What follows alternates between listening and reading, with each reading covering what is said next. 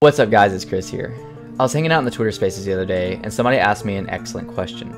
They said, with VEVE having these massive IPs like Cartoon Network and Disney and Marvel and all the other IPs that they have, will it crush solo independent artists that exist on OpenSea and that exist on the Immutable X, and does VEVE support any smaller artists? I think this is a great question. Now, if you're familiar with my videos, I usually provide like charts and detailed information and research and everything gathered together to give you a good answer. This video will contain a little bit more opinion and a little bit more personal story on why I think VEVE and the rest of the NFT space can absolutely coexist, and why I think VEVE will be good for the NFT marketplace as a whole. So a little bit of backstory about myself. I was eyeing the VEVE marketplace back in February. February is when I bought my first bag of Omi, and I was kind of discovering what VEVE was, but I didn't quite bite on any collectibles yet. In early March, I decided to make some purchases. I bought a Todd McFarlane Batman directly off the primary marketplace. I participated in the Nightwing drop and actually landed a Nightwing as my first ever drop. Fast forward a little bit further to the summertime. I started getting into the rest of the NFT space. I got involved with a lot of other projects. And if you've watched my videos or you've seen me on Twitter or Discords, I'm now involved in various NFT projects as well as VEVE. So VEVE was actually my introduction to the rest of the NFT space. The reason that is, and if you're involved with VEVE, you'll know it's simply easy for somebody who's never bought an NFT before to do so. You simply download the app, load up your gems, find the one that you want, and buy it. It was that easy.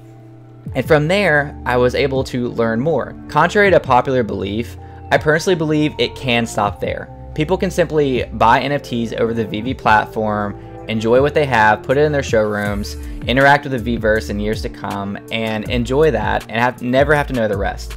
People like me like to dig, and once I bought a VEVE NFT, I decided I wanted to understand everything about it. Which blockchain did it exist on? And you know, at the time of making this video and at the time that I bought it, it was on GoChain. Okay, well, what does it mean that we are transitioning to Ethereum? Like, what does that look like? What's the reminting process look like? Anyways, these rabbit holes influence people like me to go from VEVE to a lot of other independent projects. And through that, I was able to get into some amazing communities where I met friends, where some of the communities like Afrodroids, a large percentage of my purchases went to charity. I'm in some gaming communities to where these NFTs are going to exist as games. I've supported independent artists, being able to buy their work and buy their art. I've supported like really small artists. So all of that branched off from me making my first NFT purchase over the VEVE app back in March. So my point of saying all of that is that VEVE was like my gateway drug into the rest of the NFT space. And at the same time, I never left VEVE. Obviously enough, I make videos every single week about VEVE, so of course I'm still in it, but I'm also into all those other things as well. So although VEVE gets some hate over some of the NFT space, because right now there is a little bit of centralization involved, and we know the whole conflict with actually them locking accounts and everything about that, but once we do move to Immutable, we will exist as ERC20 tokens, and we'll be able to take our NFTs out of the VEVE platform, put them on IMX, eventually put them on OpenSea, put them in our wallets, of course with the licensors being able to grant that interoperability. That is for a whole different video though, and I can go into that in more detail later. The way I credit VEVE leading me into supporting other smaller NFT projects is the same way I credit real life decisions. I own a coffee shop as my day job and I roast the coffee. There's been years to where I wish people didn't buy Starbucks and I wish that they bought my coffee. However, if it wasn't for Starbucks existing, I don't know if most of my customer base would even care about coffee. I don't know if they'd have taken the next step. Their first step could have easily been a caramel frappuccino from Starbucks, and it digressed from there. I have no idea, but I definitely know Starbucks was a huge influence in the coffee spectrum. Whether they were small, whether they were local, no matter what, people know Starbucks, and they equate coffee with Starbucks. So if that was their starting point and they were able to get all this other coffee, then to me, at the end of the day, even as a small coffee shop owner, I'm thankful for Starbucks. Important to keep in mind as well, not only is VEVE pointing people in the direction of the NFT space and understanding what everything is, it's also supporting local artists as well. They held this thing called DesignerCon last month, and this isn't their first event like this. Over the span of a couple of days, they were able to support various local artists and small artists to be able to get their art on the VEVE platform. Not only did this give them massive exposure to literally 1 million users, it also gave them royalties. So every time one of these artists sell art, they of course get the primary purchase, but they also, just like any other NFT, they also get a little bit of the royalty from the secondary market sales.